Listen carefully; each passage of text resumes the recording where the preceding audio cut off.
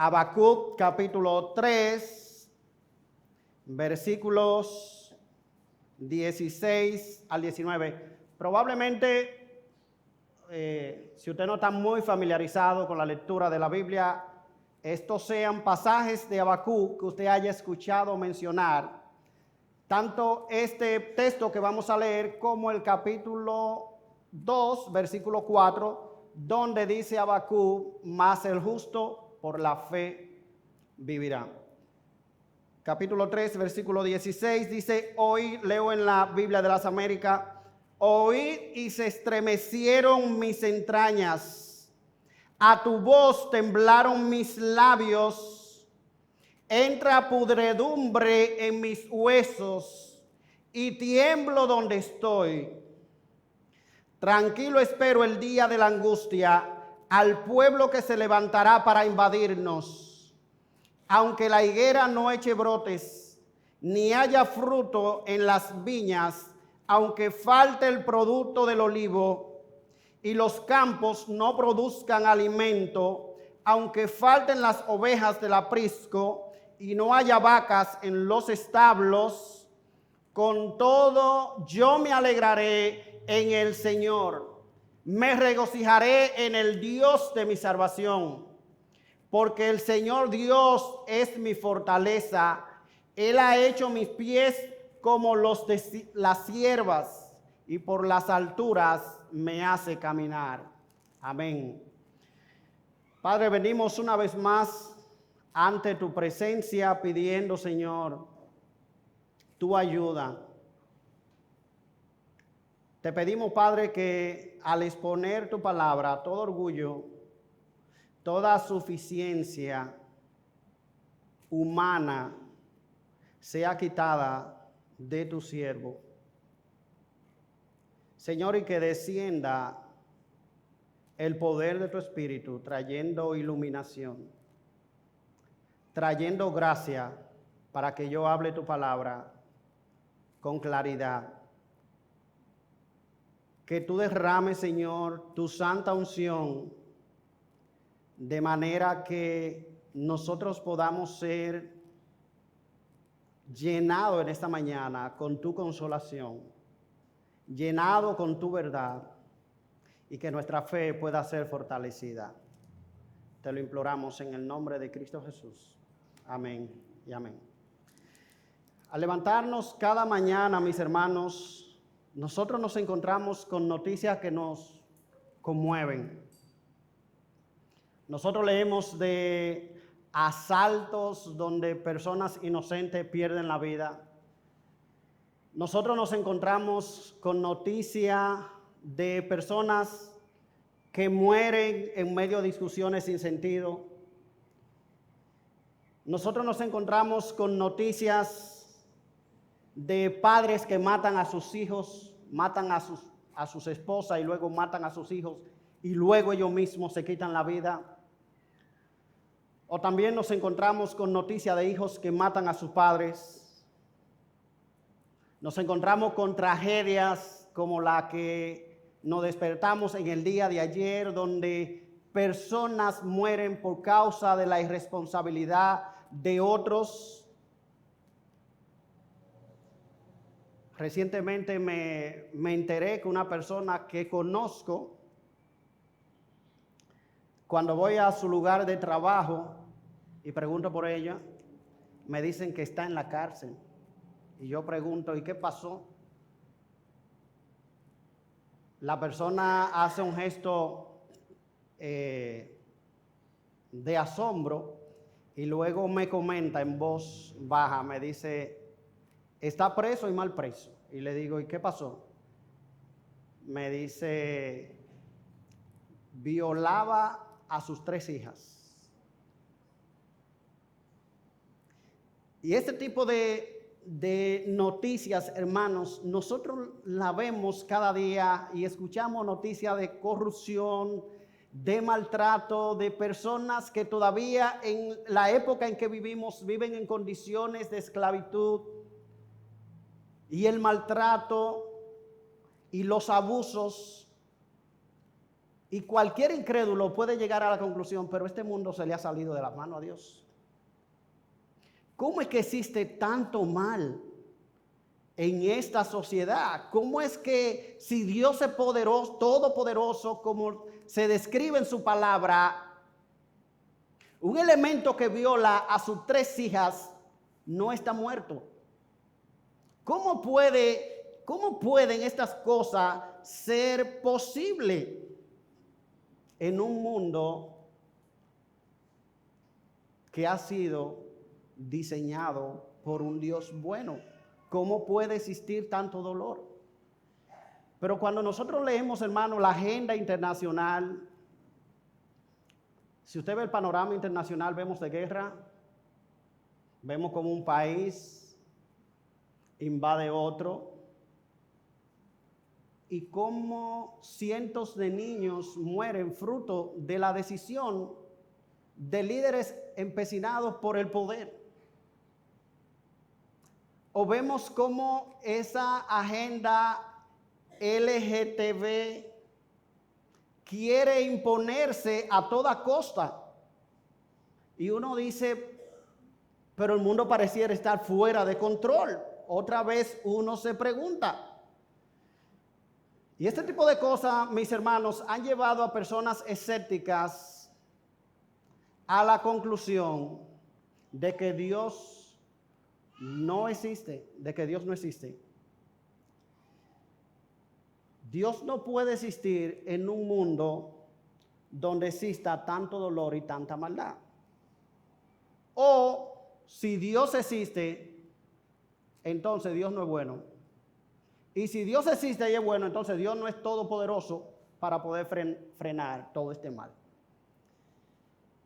Estas interrogantes, mis hermanos, no son nada nuevas. Hubo un hombre de Dios llamado Habacuc que se hizo las mismas interrogantes que nosotros nos hacemos. El mal estaba cundiendo toda la sociedad de su generación y el profeta se pregunta, pero ¿y Dios dónde tú estás? Que no te deja ver. ¿Dónde está el Dios que nos han contado nuestros padres?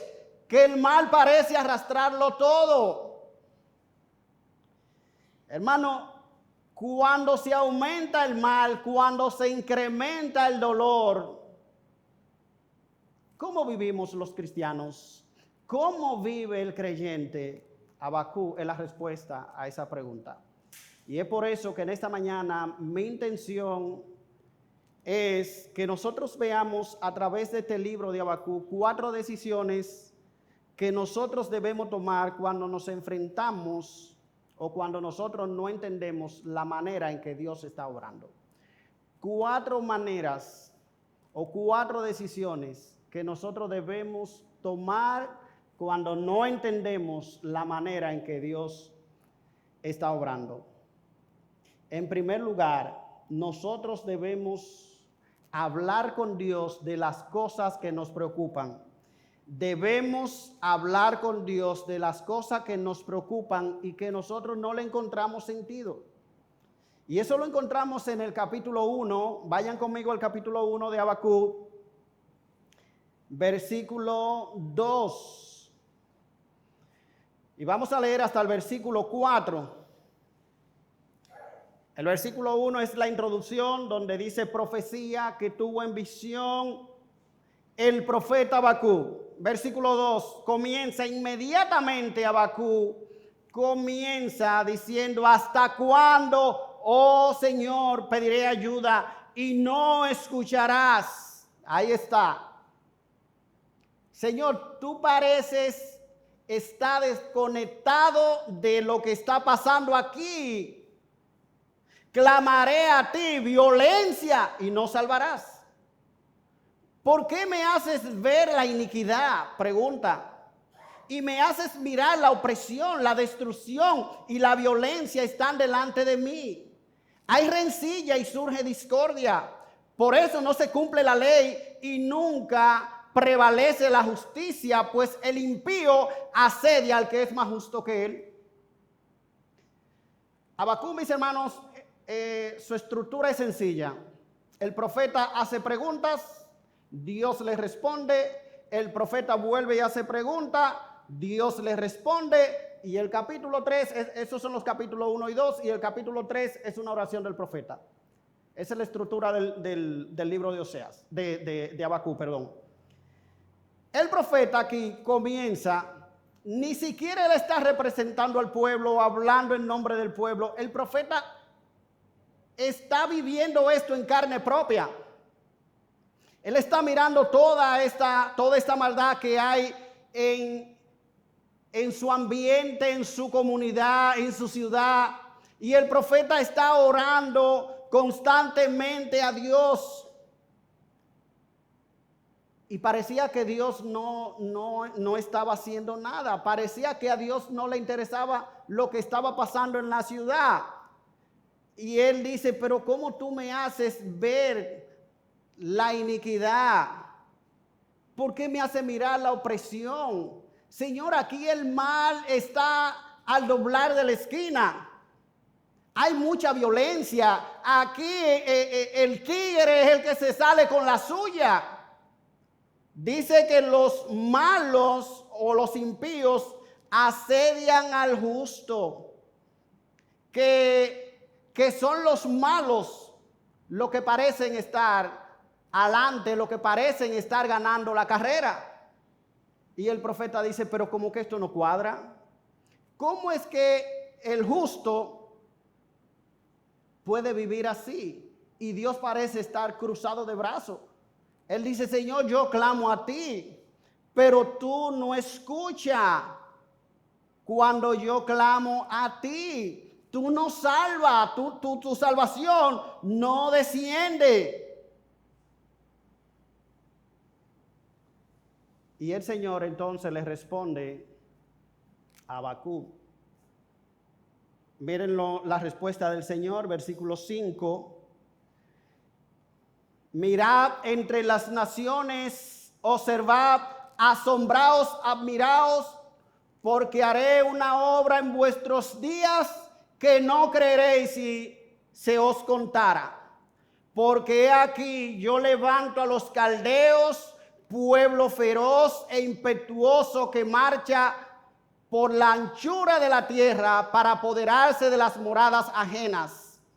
Estos caldeos, dice el Señor, son imponentes y temibles, y de él mismo procede su justicia y su grandeza. Sus caballos son más veloces que leopardos y más astutos que lobos al anochecer. Al galope vienen sus jinetes vienen de lejos, vuelan como águila que se precipita a devorar. Vienen todos ellos para hacer violencia, su horda de rostro avanza, recoge cautivo como arena, se mofa de los reyes y de los gobernantes, y los gobernantes les son motivo de risa, se ríe de su fortaleza, amontona escombro para tomarla. Entonces pasará como viento y seguirá, y se le tendrá por culpable, porque hace de su poder su Dios.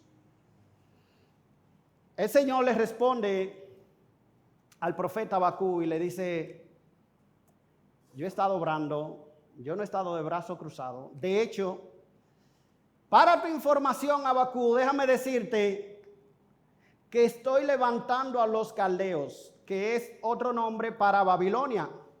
El Señor dice, mira, yo tengo preparado a un ejército al cual voy a enviar para cobrarle a Judá esa maldad de la que tú te estás quejando.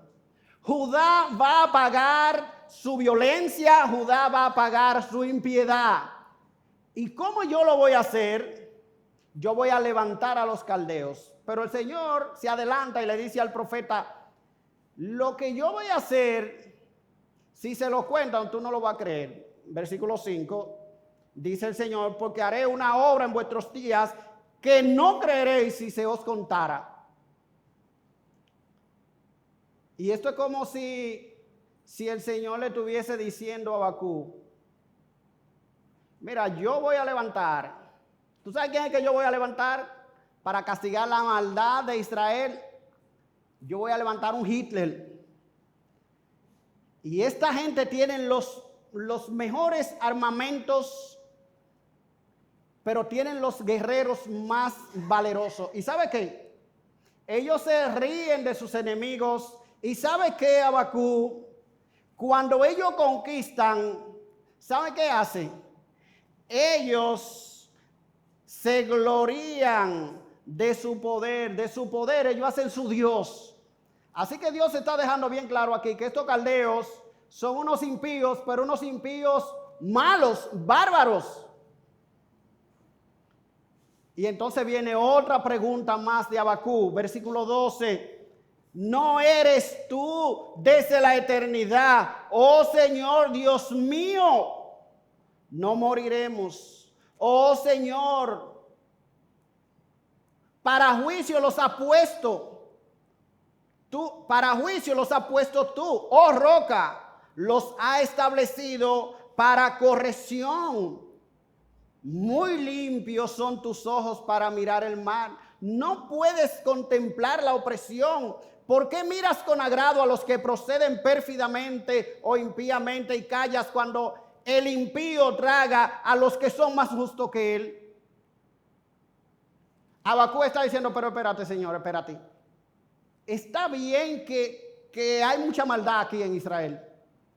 Está bien que esta gente merece ser castigado y yo he estado orando justamente para que tú hagas justicia en tu pueblo, porque el pecado y la maldad y la violencia que hay en Israel tiene que ser castigada si tú eres Dios.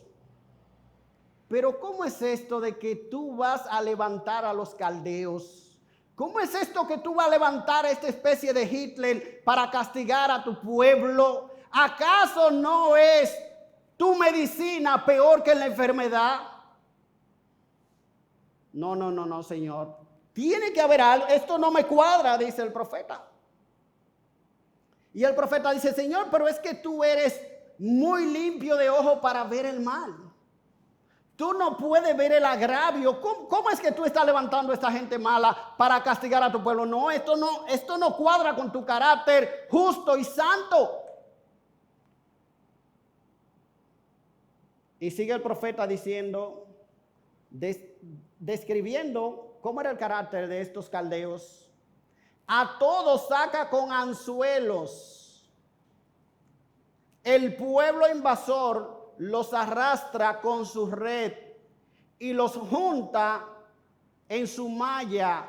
Por eso se alegra y se regocija. Por eso ofrece sacrificio a su red y quema incienso a su malla, pues gracias a ella pesca,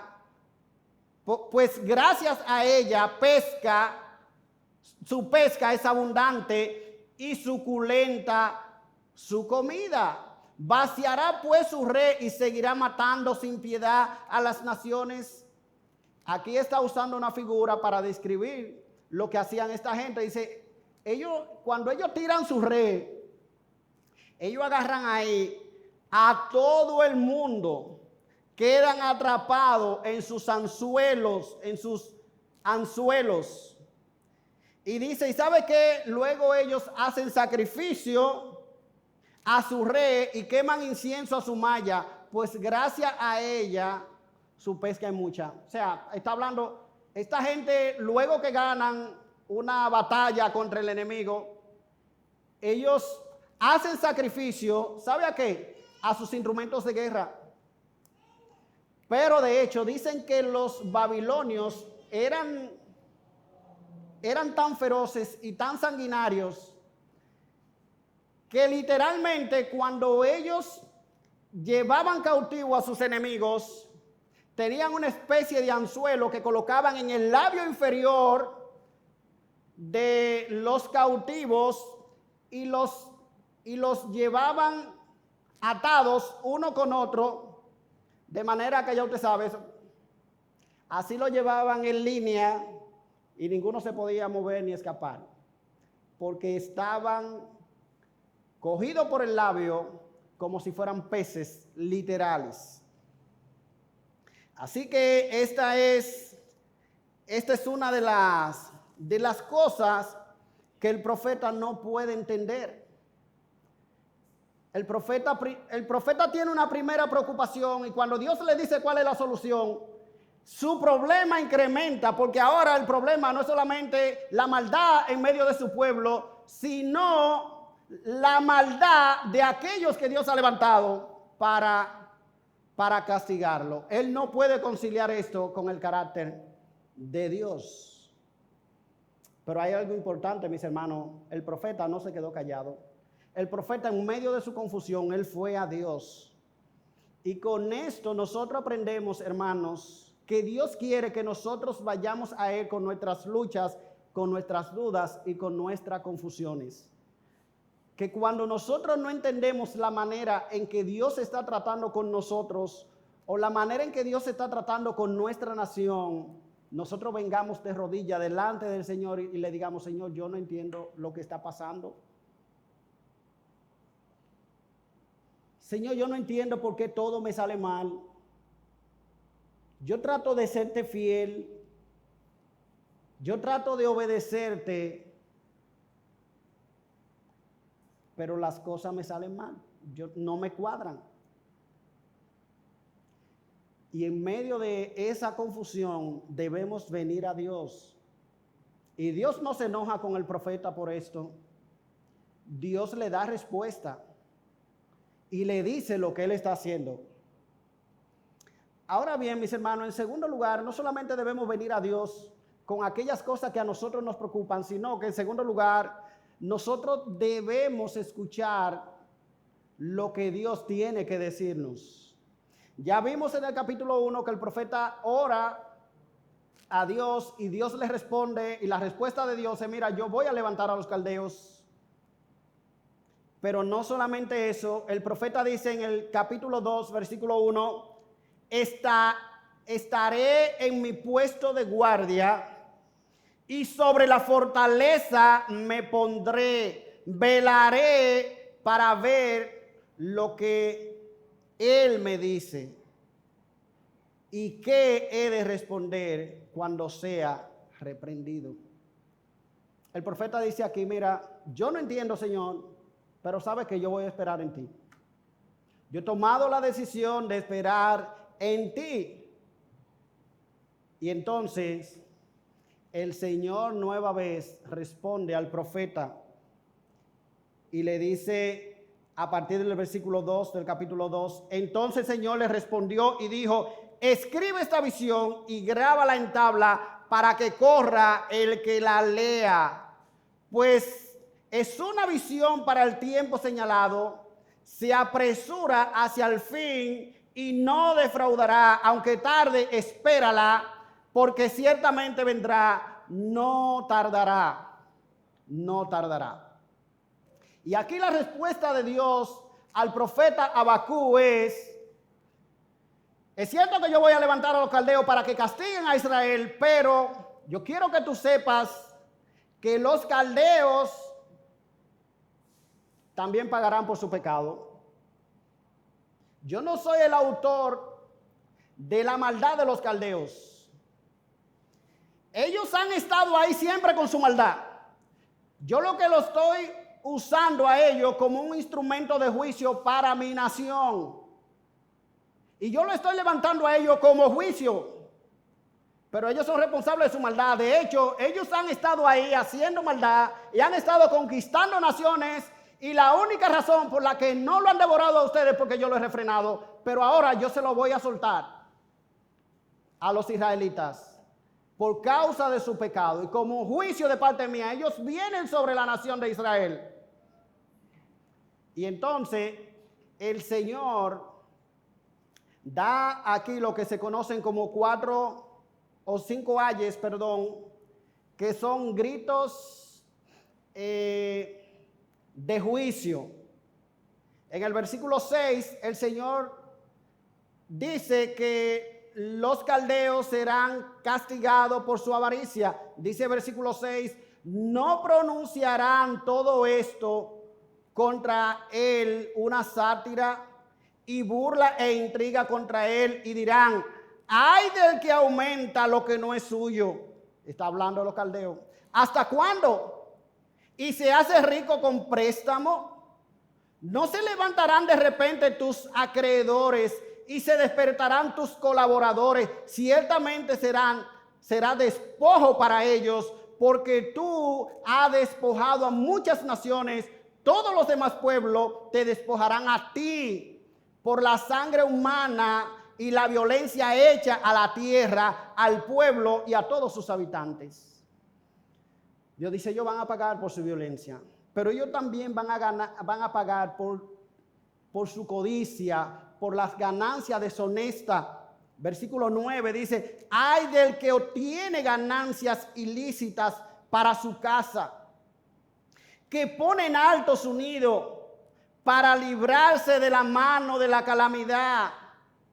Has maquinado cosa vergonzosa para tu casa, destruyendo a muchos pueblos, pecando contra ti mismo. Ciertamente la tierra clamará desde el muro y la viga contestará desde el armazón.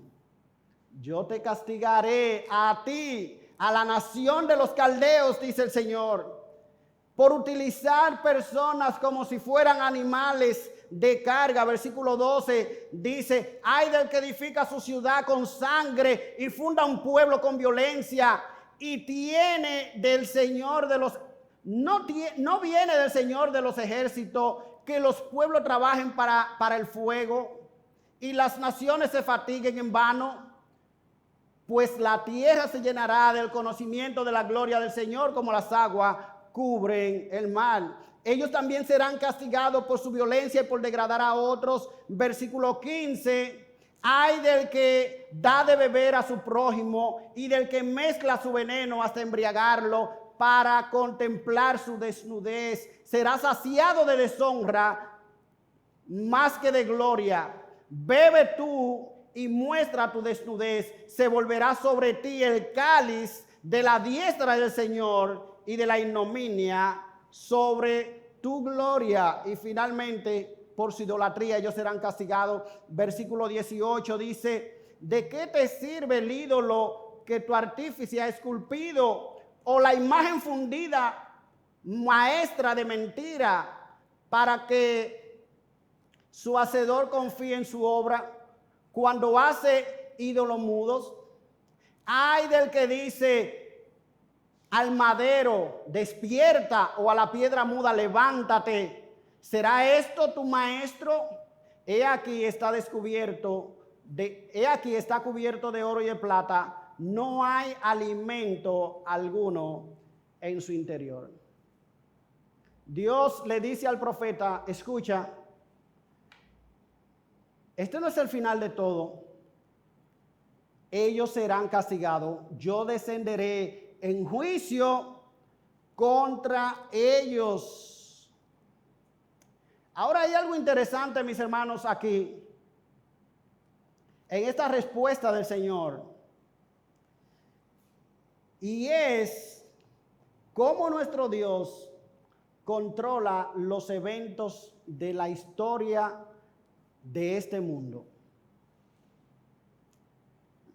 La nación de Israel ha pecado, hay violencia, hay mucha maldad. Dios dice, yo voy a levantar a los caldeos. Y los caldeos los van a invadir a ustedes. Y luego el Señor dice, y los caldeos también serán invadidos y ellos pagarán por su maldad. Lo que el Señor le está diciendo al profeta Habacuc en esta respuesta, escucha, Habacuc, yo soy el Dios todopoderoso que está en control del universo. No es cierto que yo esté inactivo. No es cierto que yo esté desconectado de la realidad en que ustedes están viviendo. No es cierto que yo he muerto. No es cierto que estoy desinteresado de lo que está pasando. Yo estoy sentado en el trono del universo y a su tiempo levantaré a los caldeos que juzgarán a mi pueblo, y a su tiempo también levantaré enemigos a los caldeos que lo destruirán. En otra palabra, Dios es el dueño, hermano, o Dios es quien escribe la historia de este mundo. Pero Dios es quien escribe tu historia y mi historia. Nosotros no somos el fruto del azar. Nosotros no somos sujeto de un azar ciego que rige el universo. No, mis hermanos. Hay un Dios soberano que está sentado en el trono del universo, que dirige los destinos de este mundo.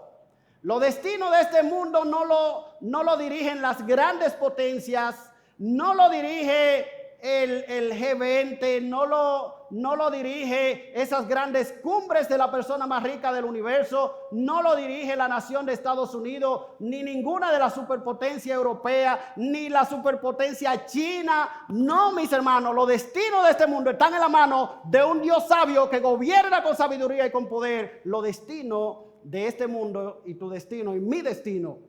Y eso es lo que el Señor le dice a Habacuc aquí, cuando le dice: espera, Habacuc, siéntate a ver lo que yo voy a hacer, porque yo soy quien controlo. Todo está bajo control. La desgracia que llegan a tu vida no es fruto del infortunio. La desgracia que ustedes experimentan no es fruto de la casualidad. Todo está bajo el control de un Dios bueno y soberano que gobierna nuestra vida. Y como Él es soberano, Él habla cuando Él decide hablar. Y Él actúa cuando Él decide actuar. Sí, mis hermanos, nosotros necesitamos entender que cuando la tragedia toca nuestra vida, sea el resultado de unos análisis que te practicaron o de unos estudios y hay un pronóstico nada favorable, cuando la cara del médico se pone más seria que de costumbre y te dice cáncer, y le dice a los familiares: no se puede hacer nada. Hermano, Dios sigue siendo el mismo Dios y Él sigue sentado en su trono. Y esas circunstancias, por más difíciles que sean para nosotros, están en control suyo. Están bajo su control, bajo su dominio. Y es cierto que tenemos que admitir, mis hermanos, que muchas veces la manera en que Dios obra nos dejan desconcertados, como el profeta dice: pero ¿cómo es que un Dios santo puede hacer estas cosas? ¿Cómo tú puedes usar a una persona tan mala para llevar a cabo tus propósitos? Es cierto, mis hermanos, que muchas veces el proceder de Dios nos deja desconcertados. Pero ahí es donde nosotros debemos echar mano de la palabra de Dios y saber que nuestro Dios es todo sabio, que nuestro Dios es todopoderoso y que nuestro Dios es soberano y que Él sabe lo que está haciendo. Dios no está inventando. Dios no está sentado, hermano, en un rincón del universo con los brazos cruzados, meditando qué puede hacer ante la soberbia, ante la maldad humana, ante la desgracia, ante la enfermedad, ante la muerte. Dios no está en su universo paseándose de un lado para otro, en medio de una confusión, en medio de una duda. No, mis hermanos. Cada evento que sucede en este universo fue diseñado en la eternidad pasada. Dios decretó todo lo que iba a suceder. Porque Dios es quien gobierna. ¿Y usted sabe por qué fue decretado desde antes? Porque nada puede tomar a Dios por sorpresa. Nada en este universo, mis hermanos, puede tomar a Dios por sorpresa. ¿Hay algo que suceda que Él no haya planeado? Se pregunta el profeta. No. No, mis hermanos. Dios está sentado en su trono y eso significa que Él gobierna, que Él tiene control y que Él dirige los eventos de nuestra vida y de este universo según su sabio consejo. Y eso es lo que el profeta necesitaba entender, y eso es lo que tú y yo necesitamos entender cuando la tragedia toca la puerta de nuestro corazón. Que Dios gobierna, que Dios dirige cada tragedia y cada circunstancia de este mundo. En tercer lugar, mis hermanos, nosotros aprendemos de este libro de Habacuc que debemos confiar en Dios porque Él está en completo control. Dios está en completo control. Mire cómo dice el versículo 12 del capítulo 1. El profeta no entiende lo que Dios está haciendo, pero el profeta echa mano de lo que él conoce de Dios. ¿Y qué dice el profeta? ¿No eres tú desde la eternidad? Él está diciendo, Señor, pero vea, tú eres eterno.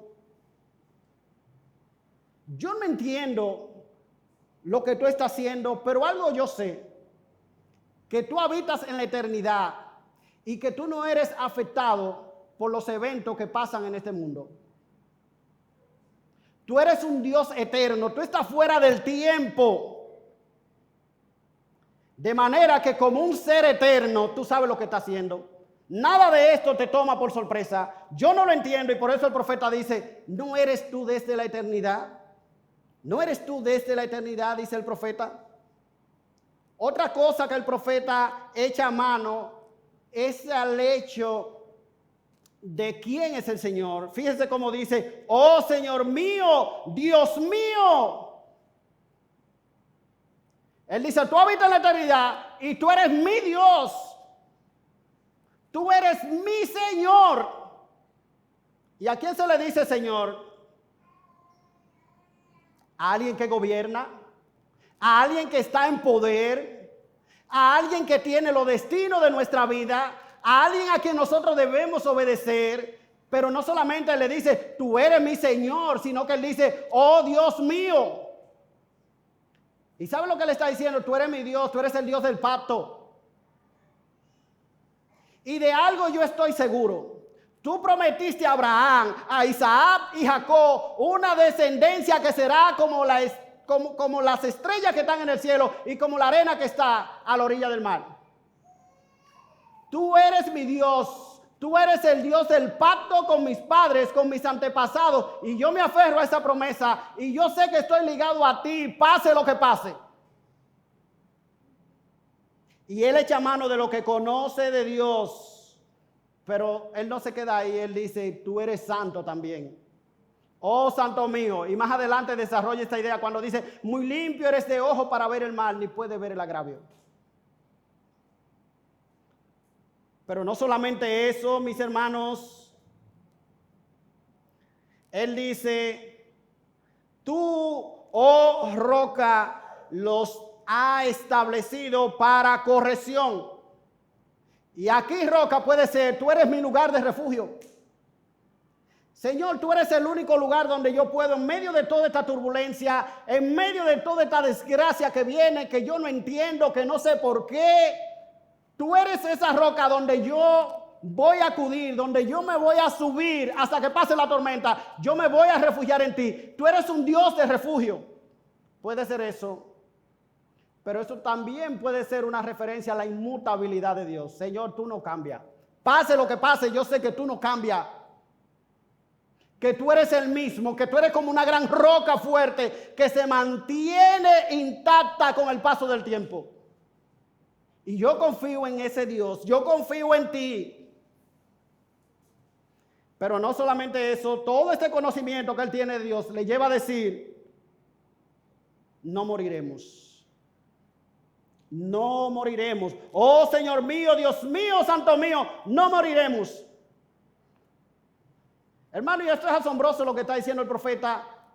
Dios le está diciendo, yo voy a levantar a los caldeos, y estos caldeos son perversos, son malos, tienen unos armamentos altamente sofisticados, sus jinetes no tienen compasión de nadie. Y ellos vienen y lo van a arrasar. Y el profeta está diciendo, pase lo que pase, yo sé que no moriremos, porque tú eres nuestro Dios. Yo te conozco. Yo sé que nuestra vida está en tus manos y está segura ahí. No moriremos. Mis hermanos, y esto es asombroso lo que el profeta está declarando aquí.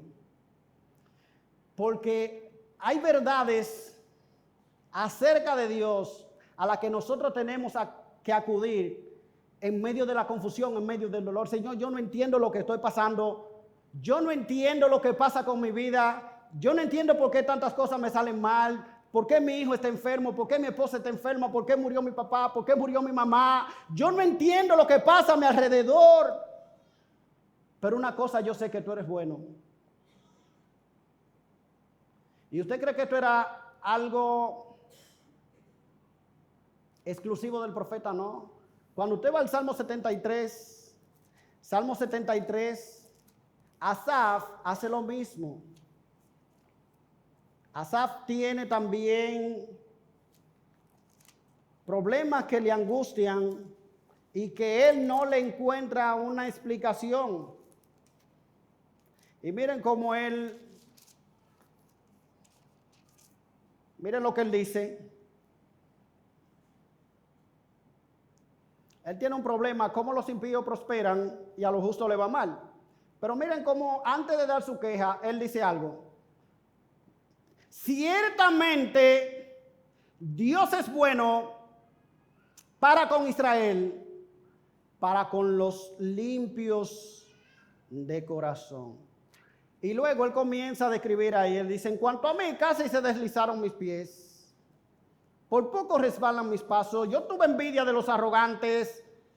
Es más, el profeta llegó un momento en el que dijo, yo quiero ser como los impíos. Imagínense si era pequeña la confusión. Pero antes de él hablar todo eso, él dijo, miren, yo quiero dejar algo establecido aquí. Yo le voy a contar una experiencia que yo tuve en el que por poco yo me desvío. Por poco resbalaron mis pies, dice el profeta. Pero antes de contarle esto, yo quiero dejar firmemente establecido algo. Y es que Dios es bueno. Pase lo que pase, Dios es bueno. Eso fue lo que dijo Asaf. Y eso es lo que Habacuc está haciendo aquí, mis hermanos. Pero no solamente nosotros debemos echar mano de esa promesa de Dios, sino que también nosotros debemos considerar lo que Dios le revela aquí a Habacuc, y es que su plan prevalecerá. Su plan prevalecerá. Mira el versículo 14 del capítulo 2, lo que Dios dice en medio de estos ayes contra los caldeos.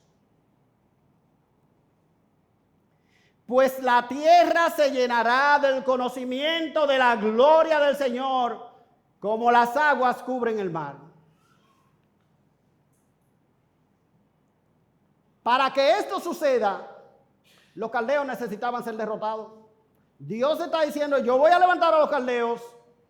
Ellos van a causar gran destrozo, gran conmoción en medio de mi pueblo. Pero ¿saben lo que va a prevalecer? Dice el Señor, que la tierra se llenará del conocimiento de la gloria del Señor, como las aguas cubren el mar. En otras palabras, la gloria de Dios cubrirá toda la tierra. Y eso sucederá porque todos sus enemigos serán quitados de en medio. El plan de Dios es el que prevalecerá, está diciendo el Señor aquí. No hay enemigo, no hay caldeo que pueda interponerse en lo que yo pienso hacer. Ellos serán levantados para juicio y pasarán como el viento. Y es por eso, mis hermanos, que Dios nos manda a confiar en Él.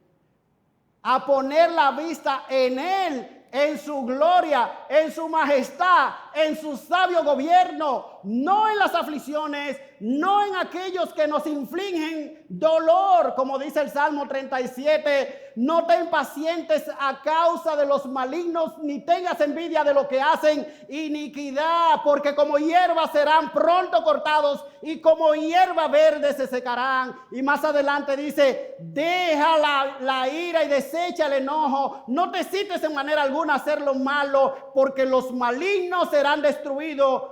Pero lo que esperan es Jehová, ellos heredarán la tierra, pues de aquí a poco no existirá el malo.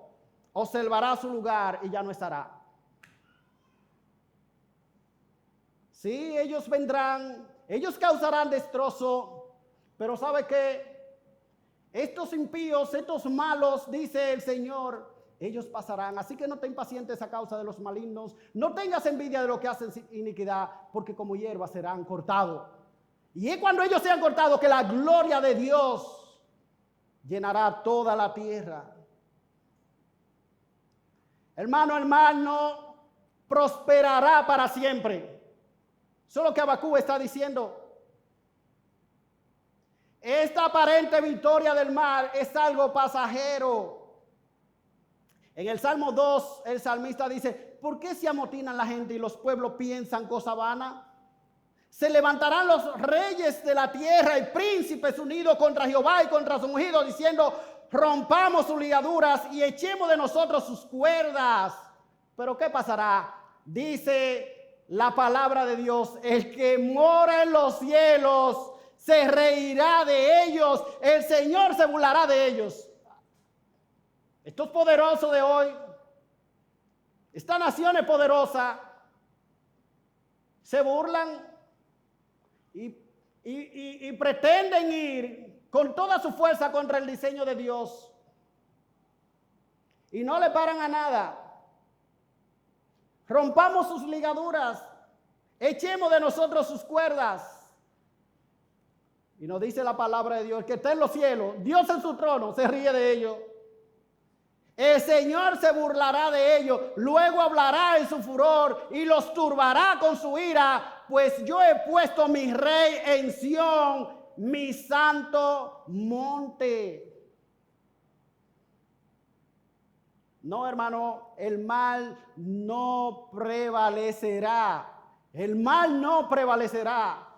Llegará el día, dice la palabra de Dios, en el que toda lengua, quiéralo o no, ya sea en el cielo o en la tierra o en el cielo, confesará que Jesucristo es el Señor para gloria de Dios Padre. Toda rodilla se doblará ante Él un día, dice la palabra de Dios. Y esa es la esperanza que nosotros tenemos. Esa es la esperanza que nosotros aguardamos. Un Dios cuyo propósito prevalecerá. A pesar de la aparente maldad que parece barrer con todo, y no aparente maldad, sino la maldad real que nosotros experimentamos, que parece arrastrar con todo, que parece acabar con todo, que parece se impondrá. Pero no, mis hermanos, el plan de Dios prevalecerá. El plan de Dios es el que ganará. Finalmente, mis hermanos, somos exhortados a alabar a Dios aún en medio del dolor. Alabar a Dios aún en medio del dolor. El versículo 20 del capítulo 2 termina diciendo, pero el Señor está en su santo templo, calle delante de él toda la tierra. Y esto es interesante porque el Señor está hablando de los caldeos. Esta nación poderosa que parecía arrastrar con todo, que arrastraba naciones enteras. Y miren cómo termina Habacuc el capítulo 2 diciendo, Jehová está en su santo templo, calle delante de toda la tierra. Jehová es el santo, Él es que gobierna, Él es que tiene la última palabra. Y esto llena al profeta de un consuelo y una confianza asombrosa. Y él compone un cántico de alabanza a Dios en medio de todo lo que va a suceder. Él dice, oh Señor, versículo 2, he oído lo que se dice de ti y temí. Y la palabra ahí temí es un temor reverente. Señor, lo que se dice de ti, lo que conozco de ti, yo he visto la manera en que tú vas a obrar.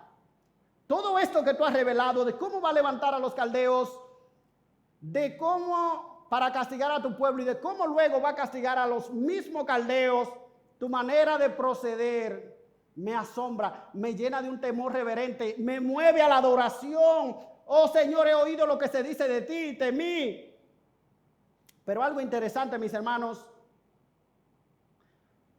uno esperaría ante un anuncio de esta magnitud, de lo que el profeta está diciendo, nosotros nos postraríamos de rodillas y comenzaríamos a hacer culto de oración y cadena de oración y a orar en nuestra casa y diríamos, oh Señor, no mande a los caldeos, no permita que esta gente venga y destruya nuestra nación. Yo sé que somos una nación pecadora y que hace lo malo, pero por favor no mande a los caldeos. Pero no es eso lo que nosotros vemos aquí. Miren lo que dice el profeta. Oh Señor, he oído lo que se dice de ti y temí. Aviva tu obra, oh Señor, tu obra en medio de los años. En medio de los años dasla a conocer. En la ira acuérdate de tener misericordia. ¿Usted sabe lo que le está diciendo? Señor, los caldeos vienen. Los caldeos vienen. Y yo sé que esto está determinado de parte tuya.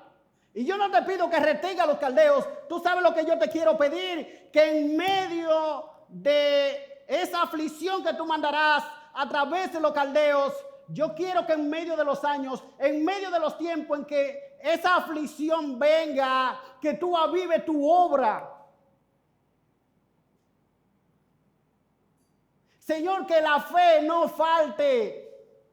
Señor, que tu pueblo se mantenga firme, que tu nombre sea glorificado, que en medio del dolor, en medio de personas que van a sufrir, en medio de personas que perderán a sus padres, a sus parientes, que la fe no falle, que tú avives, oh Señor, tu obra en medio de los años, en medio de los tiempos, dasla a conocer. Y otra cosa que yo te pido, Señor, en medio de la ira, acuérdate de la misericordia.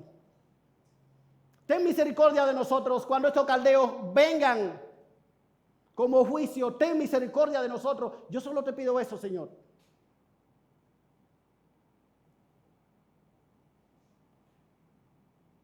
Mis hermanos, los ojos del profeta ya no están puestos en los caldeos. Los ojos del profeta están puestos en Dios. Y todo cambia. Todo cambia. Lo que Dios ha prometido está por venir. Y el profeta ahora dice en el versículo 16, ¿sabe qué, Señor?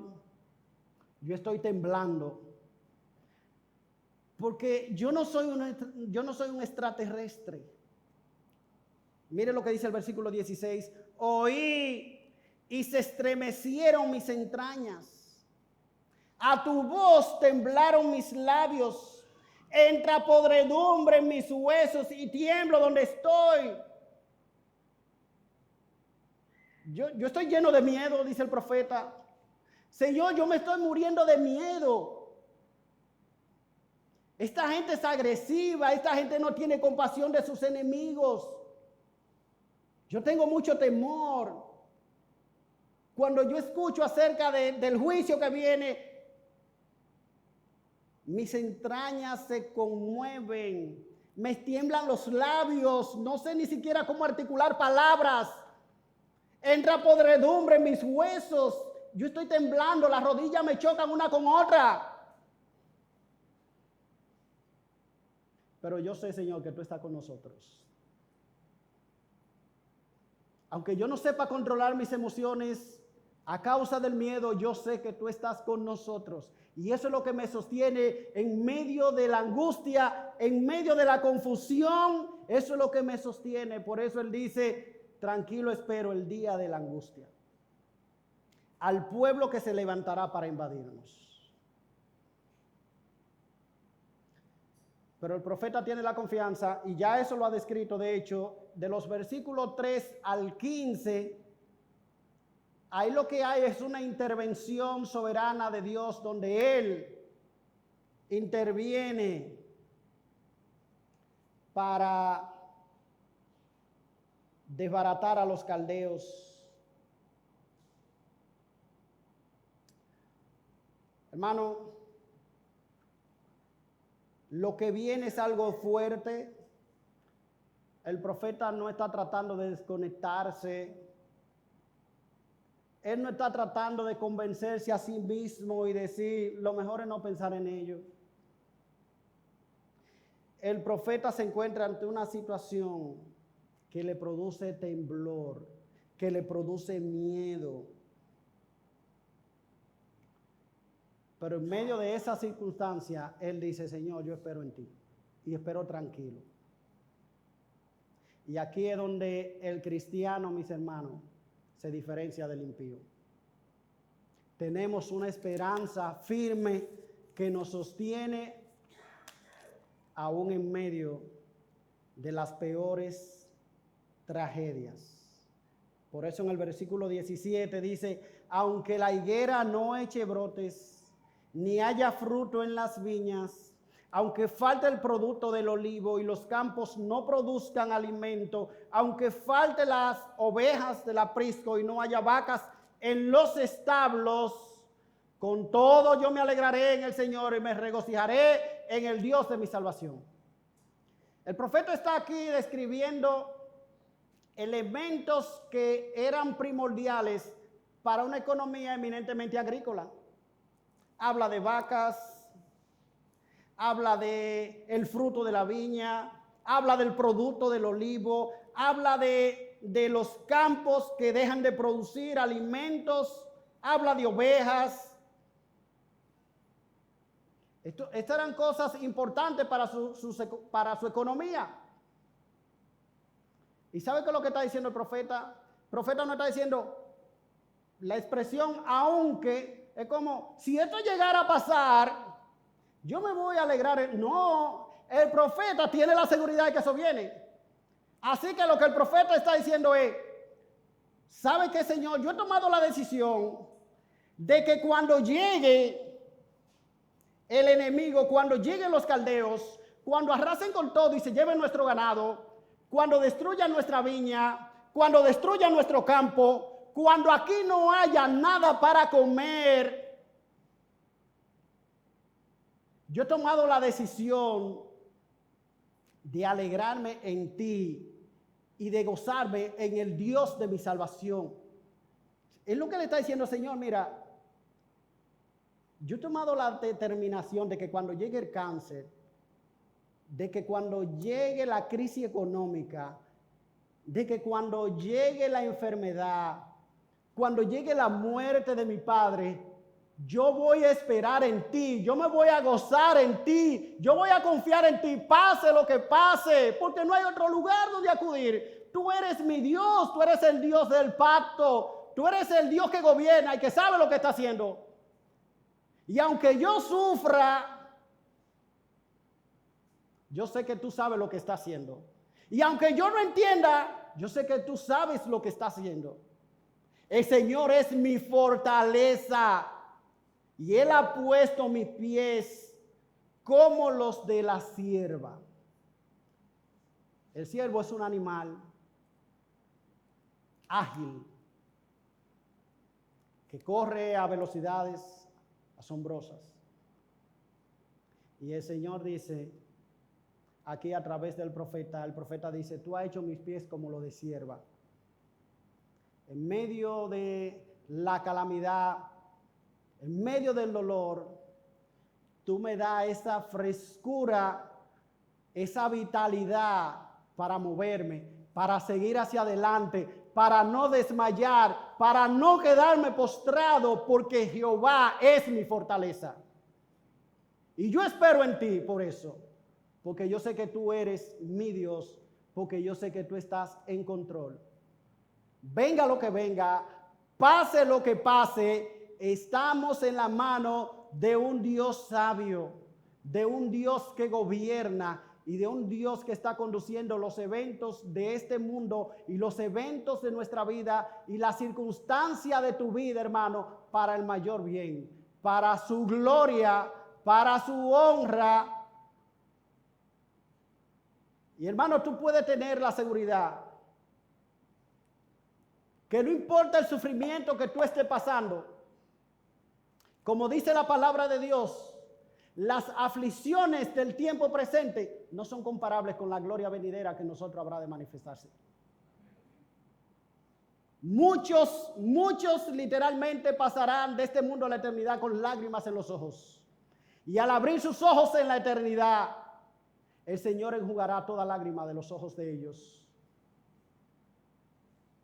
Mis hermanos, dice la palabra de Dios que no hay nada, Romanos capítulo 8, no hay nada en este mundo ni en el venidero, no hay cosa creada ni en el cielo ni en la tierra que nos pueda separar del amor de Dios que es en Cristo Jesús. Estamos en sus manos, hermanos, y debemos esperar en Él, debemos confiar en nuestro Dios, pase lo que pase. Padre, gracias a nosotros te damos porque tenemos un Dios como tú. El problema del dolor es una realidad producida por el pecado. Y tú lo estableciste en Génesis capítulo 3, cuando a causa del pecado pronunciaste tu maldición sobre la serpiente y estableciste enemistad entre la simiente de la mujer y la serpiente.